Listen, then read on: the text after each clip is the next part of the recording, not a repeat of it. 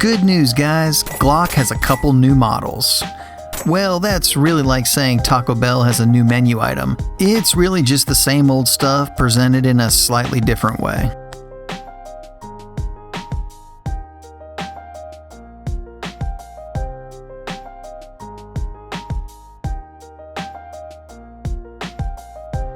Well, that's not completely true. With these new Glocks, they feature a new single stack frame and magazine that makes them ever so slightly wider than the 43 and a little longer than Glock's original slim 9mm offering. I like this slightly larger frame significantly more than the 43, which I always felt had a little too small of a grip.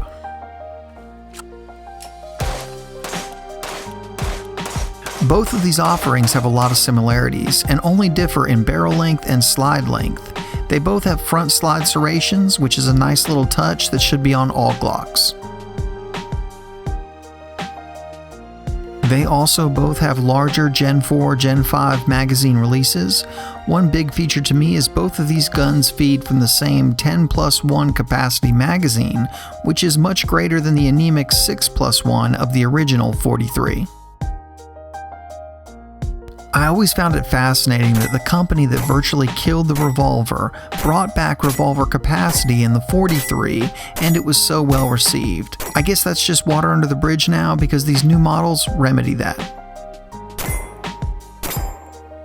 While I think this fixes a huge problem that the original 43 had, these are completely new magazines for Glock and not compatible with anything else in the lineup. Not a huge deal for me, but I know that some people really won't like this.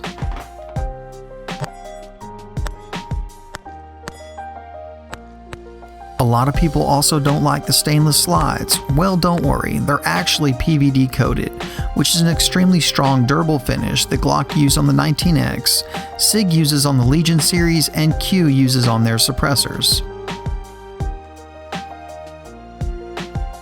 So why would you PVD coat something so it looks like stainless? I have no idea. Just like I have no idea what Glock has done with their R&D money for the past 25 years.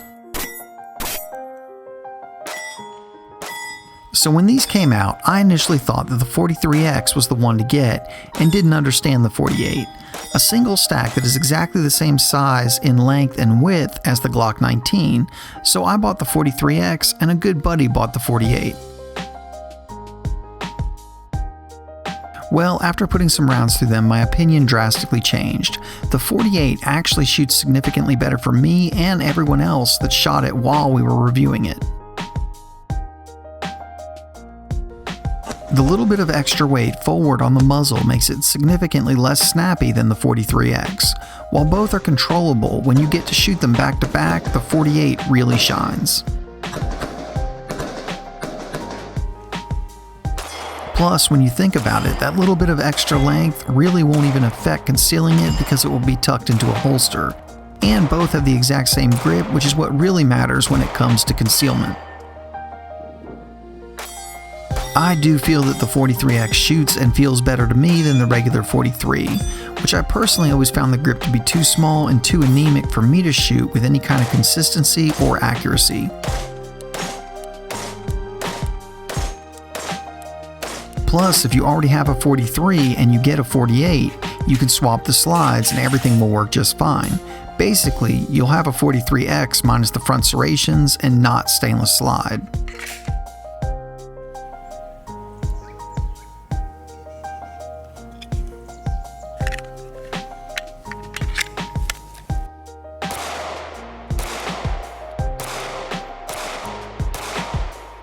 You can also put the 48 slide on the original 43, making the 43L. And I'm telling you, this will be the next big thing for Glock fanboys everywhere.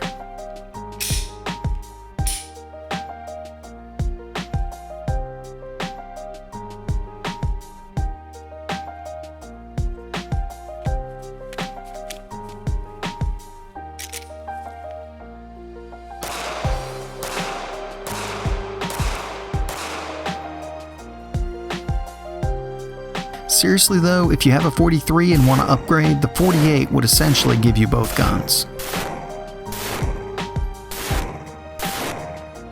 I think a lot of people are assuming Glock came out with these to compete with the P365, and I would argue that's not who they had in their sights. While I know the P365 didn't launch well, it's still way smaller than either of these offerings, offers higher end features, and if you have one that works like mine, it is an amazing gun.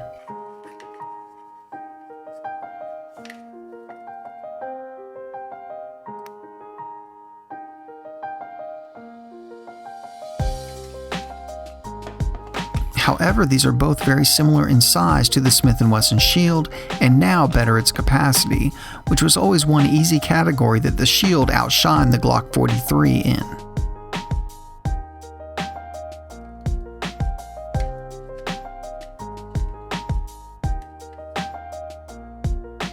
It will be interesting to see if Smith & Wesson does something to counter these new Glocks, but at least for now, Glock has a serious competitor for the Shield that matches it very closely in almost every aspect.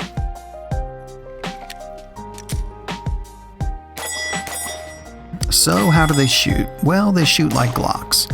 They're accurate enough and extremely reliable. The trigger still feels like you're dragging your head over railroad tracks. It pulls at about 6 pounds, but that's only half the story. It's spongy, crunchy, and gritty. It's a long, hard road to that 6-pound break, but then it does reset nice and short.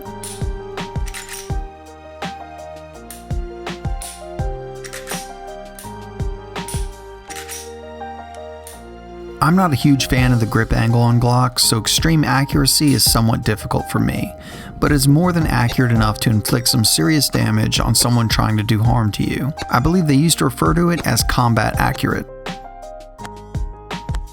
Like most Glocks, these came with space holder sights, and these would have to go to get serious about using either of these guns. For holsters for the new Glocks, I turned to Harry's Holsters. He made both of these holsters for the Glock 43X and 48, and I love his holsters. They have great retention and plenty of mounting options. It also always seems like he's one of the first guys making holsters for the new guns I want. He's also now offering outside the waistband holsters, and I got one of those and am loving it. We now have a discount code with Harry's Holsters, and you can save 10% with the code AA5. So you can save some money and help out the channel a little at the same time. I've gotten several holsters from Harry's Holsters and have always been really happy with them. If you're in the need of a holster for your Glock or whatever you carry, you should definitely check him out. We've also been using these belts from Full Tang Tactical. These are fantastically well-made belts, and I'd highly recommend them if you're looking for a top quality everyday carry belt. I do think that both of these guns are actually way better than the regular 43, and if these are something that interests you, in my opinion, I would lean towards the 48. It shoots a good deal better than the 43X, and the extra length won't be noticed when concealed, but it will be noticed in better accuracy, lower recoil, and faster follow-up shots. Now, this may only be noticeable when you shoot them back to back, but it is something everyone who shot these guns noticed, and universally everyone favored the 48 over the 43X. I don't mean to beat up on these guns too much. They are both solid offerings that will never let you down. I'm just always looking for something really new from Glock, and I feel like I've been waiting for a very long time. I still feel that while these new offerings are better than I expected, to be serious about either of these guns, they would need new sights and a new trigger. Once you add those extra expenses, I personally feel that there are better, cheaper options that come ready to go out of the box. But I know why people buy Glocks, and that is the undeniable, rock-solid reliability, and the 43X and 48 we tested were more of the same. They were both 100% reliable throughout the whole test without a single hiccup through a wide variety of ammo.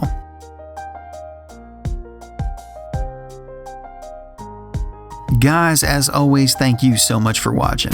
If you're not subscribed to the channel, go ahead and hit that subscribe button right now because we've got some really big videos coming up that you won't want to miss.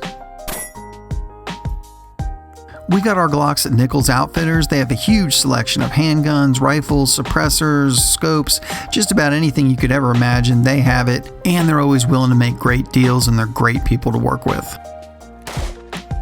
If you want to support Alabama Arsenal, the best possible way to do that is through Patreon. If you want to see what's currently being reviewed way before it hits the YouTube channel, follow us on Instagram and Facebook.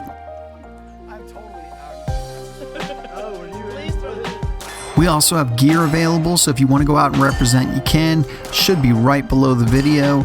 And as always, guys, thank you so much for watching.